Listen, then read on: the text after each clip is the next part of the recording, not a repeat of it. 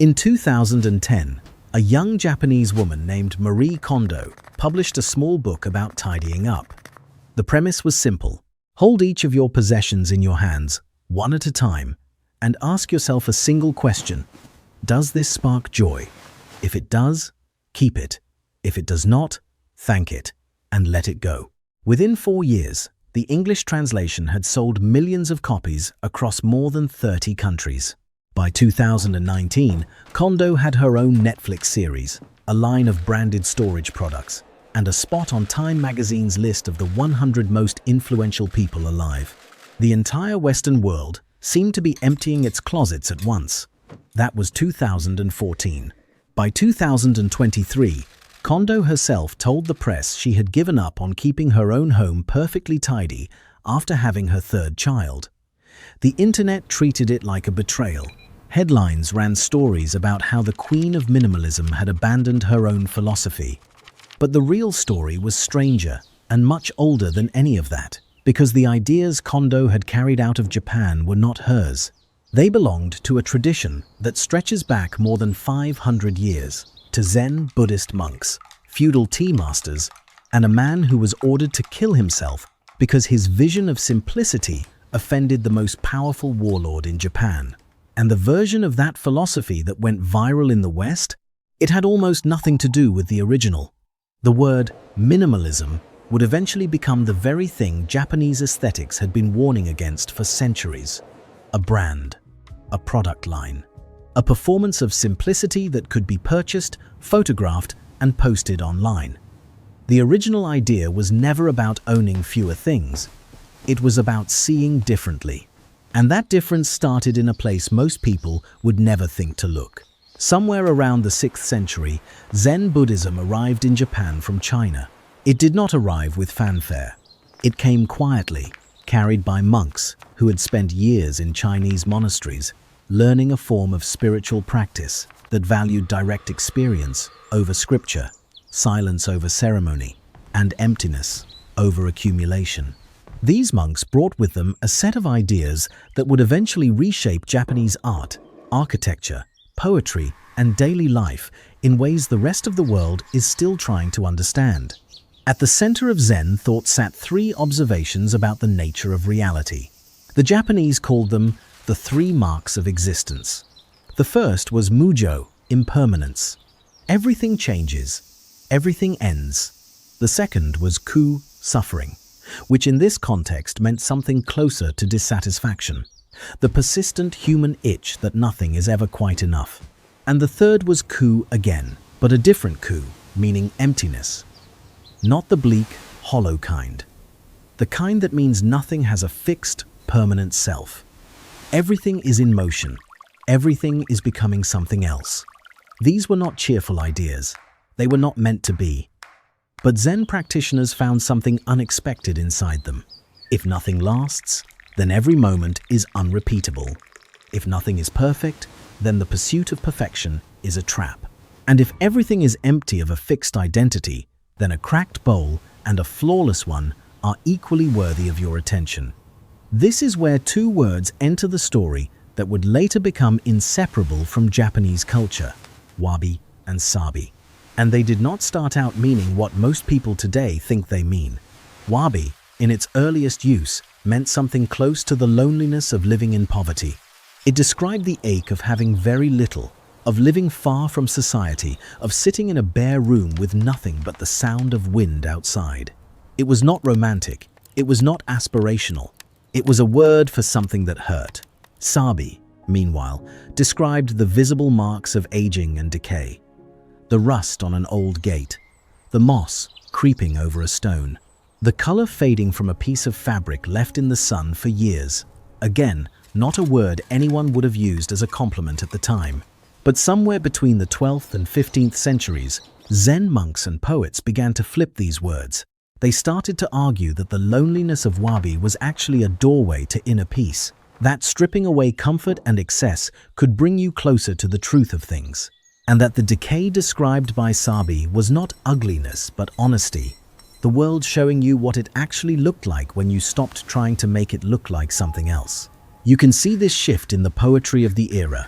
Fujiwara no Taker, a poet from the early 13th century, wrote a verse that later became a touchstone for the entire wabi-sabi aesthetic. He described looking out across a landscape and seeing neither cherry blossoms nor scarlet autumn leaves, just a bare fishing hut on a bay, alone in the autumn dusk, nothing decorated, nothing spectacular, just a structure and the season it was sitting in. And the poem argued, quietly, that this was enough, that the absence of beauty was itself a kind of beauty. Cherry blossoms, by the way, were already the symbol of Japanese aesthetics at this point. Everyone celebrated them, so choosing to write a poem about the moment after the blossoms had fallen and claiming that moment was just as worthy of attention was a deliberate provocation. It was like walking into an art gallery and hanging a blank canvas on the wall. It said something about what you believed beauty actually was. This quiet reversal, turning two words that meant loss and decay into words that meant beauty and wisdom, became the philosophical backbone of everything that followed. And the person who pushed it furthest was a man born into a merchant family in the trading port of Sakai in 1522. His name was Sen no Rikyu, and his obsession with simplicity would eventually get him killed. To understand what Rikyu walked into, you need to picture what Japanese culture looked like in the 16th century. This was the Momoyama period, an era of military consolidation, feudal power struggles, and extraordinary displays of wealth. The warlords who controlled Japan competed with each other not just on the battlefield, but in their homes, their gardens, and especially in their tea ceremonies. The tea ceremony by this point had become a status performance. Wealthy hosts used it to show off expensive Chinese ceramics, elaborate lacquerware, and imported tea utensils that cost fortunes. The tea rooms were spacious, decorated, and designed to impress. The tea itself was almost beside the point. What mattered was the display. Rikyu looked at all of this and saw a problem, not a political problem, a spiritual one. He had trained under Takeno-ju, a tea master who had already begun nudging the ceremony towards simpler aesthetics. Ju was the first person to apply the word wabi to the practice of drinking tea, arguing that the ceremony should honor humility over opulence. But Ju's reforms were gentle, incremental. Rikyu's were not. Rikyu stripped the ceremony down to almost nothing. He shrank the tea room from the standard 4.5 tatami mats to just 2, a space roughly 6 feet square. He introduced a small entrance door, so low that even samurai warriors had to remove their swords and crawl through it on their knees. Inside, there was almost nothing. The lacquerware was gone, the imported Chinese pottery was gone. Instead, rough ceramic bowls made by local craftsmen, bamboo ladles, a simple iron kettle, a mud-walled hut instead of a decorated room. I mean, think about that for a second. In an era when the most powerful men in Japan were competing to host the most lavish tea gatherings, Rikyu was serving tea in a mud hut with misshapen cups and telling everyone this was the point. That the ceremony lived in the moment itself, the warmth between two people in a quiet room. Nothing else needed. And it worked. His reputation grew. He entered the service of Oda Nobunaga, one of the most powerful warlords in Japan, and after Nobunaga's death, he became the personal tea master of Toyotomi Hideyoshi, the man who eventually unified the country. For a time, Rikyu was arguably the most influential cultural figure in Japan, reshaping not just the tea ceremony, but architecture, garden design, pottery, and the entire Japanese understanding of beauty. But Rikyu wasn't done yet, not even close. He kept pushing, he kept stripping things away. He argued that true beauty lived in objects that showed their age, their use, their imperfections. A bowl with a crack in it was more honest than a perfect one. A garden where leaves had fallen and not been raked told you more about the world than one that had been manicured into an artificial paradise. There is a famous story about Rikyu as a young man. His teacher, Takeno-ju, asked him to clean a garden as an entrance exam. Rikyu worked for hours, raking every leaf, sweeping every path until the garden was spotless. Then, before showing it to his master, he walked to a tree and shook it. A handful of colored leaves drifted down onto the clean path. That, Rikyu believed, was the finishing touch. the proof that nature, not human control, had the final word. This philosophy, though, put him on a collision course with Hideyoshi. The warlord admired Rikyu's taste, but he was also a man who had risen from peasant origins and used spectacle to prove his legitimacy. Hideyoshi once hosted a massive outdoor tea gathering for thousands of guests, the exact opposite of everything Rikyu stood for. The tension between them grew. Some historians believe Hideyoshi was jealous of Rikyu's growing fame and cultural authority. Others think Rikyu's stubborn insistence on simplicity read as an insult to the warlord's peasant background, as if Rikyu was saying that all the gold and silk in Japan could not buy real taste. In 1591, Hideyoshi ordered Rikyu to commit seppuku, ritual suicide. Rikyu obeyed. He held one final tea ceremony, gave away his tea utensils to his guests, and then ended his life at the age of 69. Rikyu would look back on the moment he first entered Hideyoshi's service and wish he had made a different call.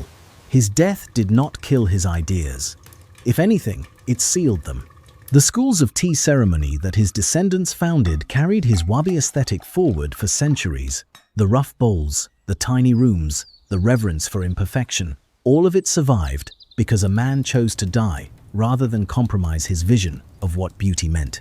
But the philosophy Rikyu championed was only one pillar of a much larger structure. Two other ideas ran alongside it, each reinforcing the same central message in a different way. The first was Ma. Ma is a Japanese concept that translates roughly as gap, space, or pause. But none of those English words really capture it. Ma is not emptiness, the way the West understands emptiness, an absence waiting to be filled. Ma is active. It is the space between two objects that gives each of them meaning. The silence between two notes that makes both of them music.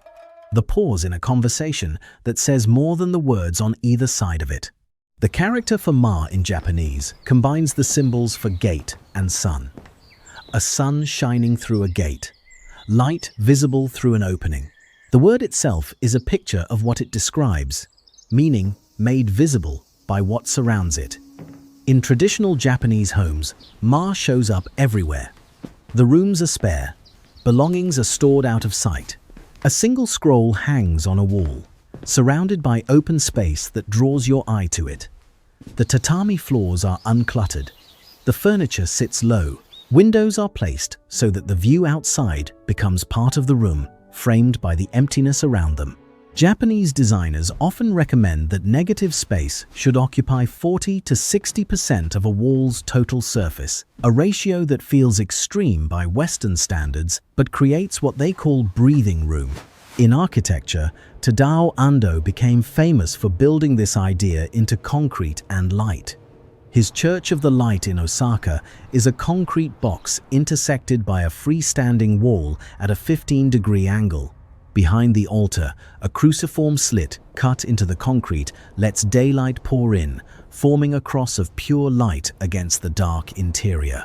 The building is almost brutally simple. There is nothing to look at except the light, the shadow, and the space between them. That is the point. The emptiness is not a failure of decoration. It is the entire design. For a while, things actually seemed stable.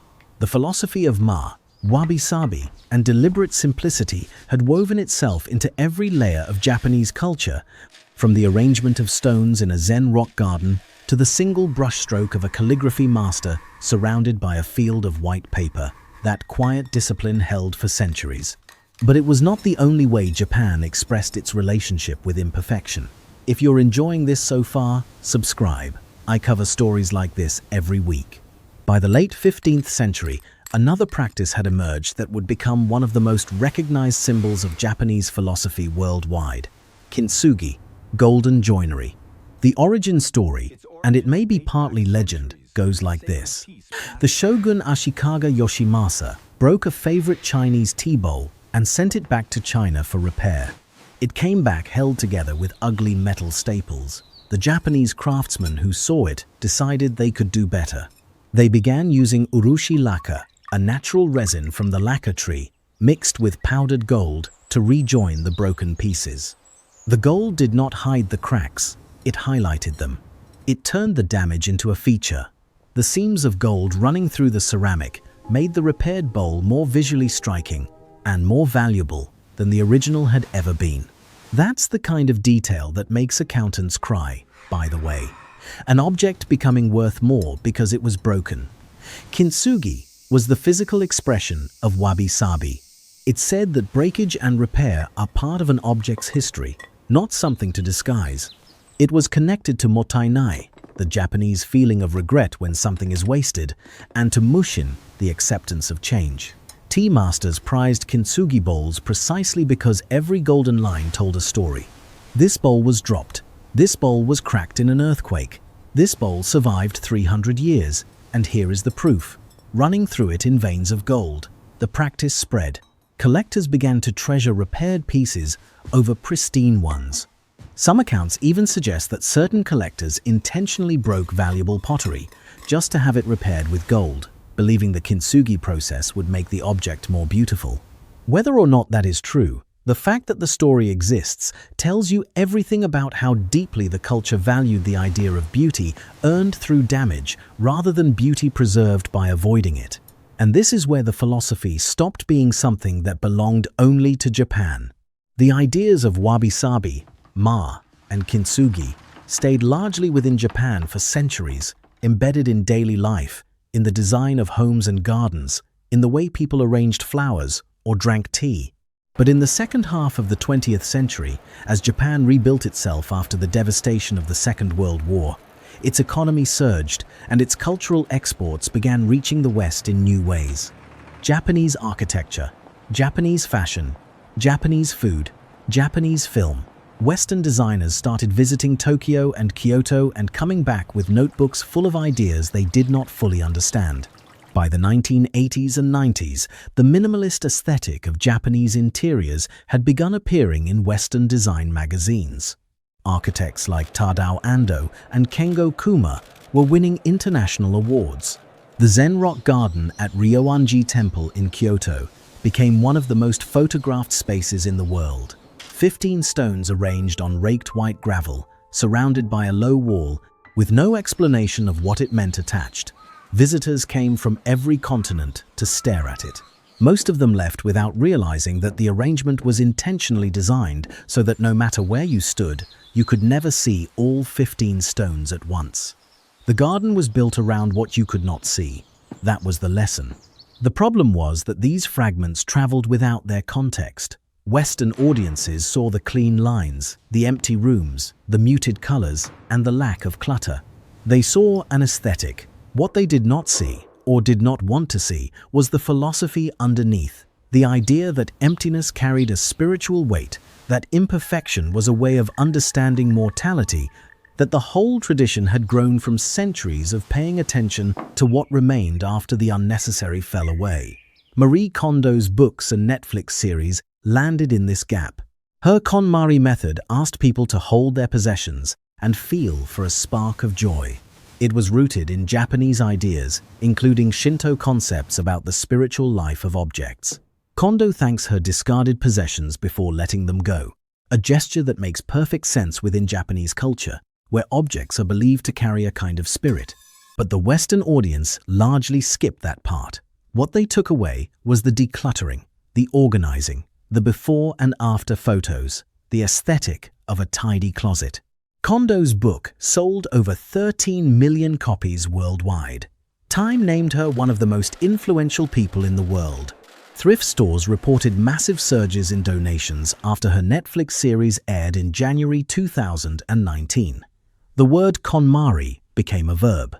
But researchers studying the method's impact found something interesting. Many people who completed the process did reduce their shopping afterward, at least temporarily.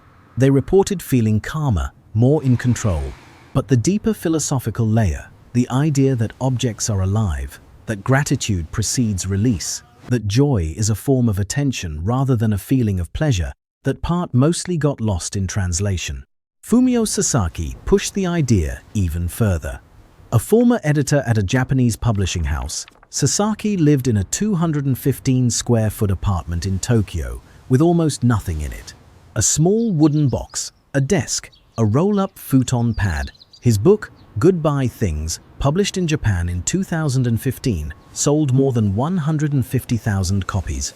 He argued that owning things was fundamentally about trying to prove your worth to other people, and that letting go of possessions was a way to let go of that need, which, looking back, was either incredibly brave or incredibly honest, coming from a man who worked in publishing, an industry built on selling physical objects. But Sasaki's version of minimalism was also distinctly modern and distinctly personal. He was not quoting Rikyu or meditating on impermanence. He was talking about the anxiety of social comparison, the exhaustion of consumer culture, the relief of not having to choose between 40 pairs of socks every morning. His minimalism was practical, psychological, almost therapeutic. It overlapped with the ancient philosophy at the edges, but was not the same thing. And then came Japandi. Around 2020, the design world began blending Japanese and Scandinavian aesthetics into a hybrid style. Natural materials, muted palettes, clean lines, handcrafted objects. It looked beautiful in magazine spreads. It photographed well. It became one of the most searched design terms on Pinterest and Instagram. But this wasn't just about Japanese or Scandinavian design anymore. It was about the global market producing a sanitized, commercially viable version of both traditions. The rough textures got smoothed out. The imperfections got curated. The philosophical weight got replaced by product descriptions. You could buy a wabi-sabi vase on Amazon for $20. You could hire an interior designer to give your apartment ma. The concepts had become products. They had become exactly the kind of surface-level performance that Rikyu had given his life to protest against 500 years earlier. Pay attention to this next part, because it explains everything about why the original philosophy still matters. The core difference between Japanese minimalism and the Western version that borrowed its name is not about how many things you own. It is about the quality of your attention. Western minimalism tends to focus on reduction, fewer possessions, cleaner surfaces, a capsule wardrobe, a tidy home. The goal is often a kind of control, mastering your environment by subtracting from it until only the essential remains. And there is nothing wrong with that. A tidy room does feel better than a cluttered one. Owning fewer things can reduce decision fatigue. The practical benefits are real. But Japanese minimalism, the tradition that stretches from those Zen monks through Rikyu to the contemporary designers who still practice it, was never about subtraction. It was about perception. The question was never, how little can I own? The question was, how deeply can I see what is already here? A cracked bowl repaired with gold is not minimalist. It is the opposite of minimalist. It takes a broken object and adds material to it, making it heavier, more complex, more visually busy than the original. But it is profoundly wabi-sabi because it asks you to look at damage and see history, to look at a flaw and see character, to look at something the rest of the world would throw away and recognize that its story is what makes it beautiful. A traditional Japanese room with a single scroll on the wall is not empty because the owner could not afford more art. It is arranged so that the one piece you do see gets your full attention. The ma around it is not wasted space. It is a frame. It is the silence that makes the note ring. This is what Rikyu understood in that mud-walled tea room. 2 people, 2 cups, nothing else needed. Not because luxury was bad, but because attention was better. The ceremony existed for the 3 minutes it took to drink the tea and the presence you brought to those minutes. Nothing to distract you, nothing to perform for.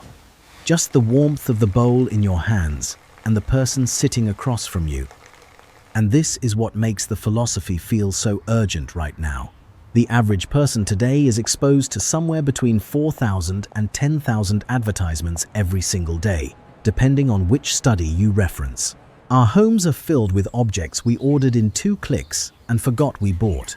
Our attention is fractured across screens, notifications, feeds, and tabs. We live in the most cluttered era in human history, not just physically, but mentally. There is a reason Kintsugi workshops have exploded in popularity over the last few years, not just in Japan, but in cities across North America and Europe. Therapists and counselors have started using golden repair as a metaphor in their practice, asking clients to think of their own difficult experiences, not as damage to be hidden, but as history to be honored. The appeal makes sense. In a culture that treats brokenness as failure, the idea that your cracks could be filled with gold, that surviving something could make you more interesting rather than less, is a radical reframe. It is the same reframe those Zen monks made 800 years ago when they looked at a word that meant poverty and decided it could also mean peace. Japanese minimalism does not solve the problem of modern excess by telling you to throw things away.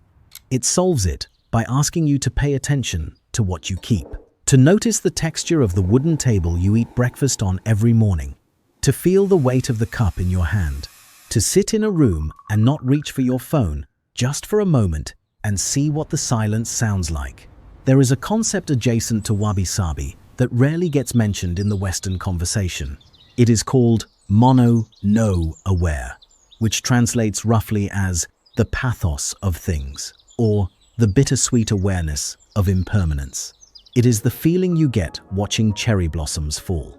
The slight ache of knowing something beautiful will not last. Mono-no aware does not ask you to stop the blossoms from falling. It asks you to watch them fall and feel what that feels like, to let the ending be part of the beauty rather than the enemy of it. Every part of Japanese minimalism circles back to this same insight. Ma says, the empty space is where the meaning lives. Wabi-sabi says the flaw is where the character lives. Kintsugi says the break is where the story lives. And mono-no aware says the ending is where the feeling lives. None of them are asking you to have less. They are asking you to notice more. Rikyu's tea room was 6 feet square and held nothing but 2 cups, a kettle, and the people who sat inside it. 500 years later, the average American home is 2,301 square feet and holds 300,000 objects. But the question Rikyu was asking is the same question the best version of this philosophy is still asking. The real question is not how little you can own. It is whether you are paying attention to anything you have. If this story stayed with you, the video on screen goes deeper into how ancient philosophies shaped the modern world. Click it now.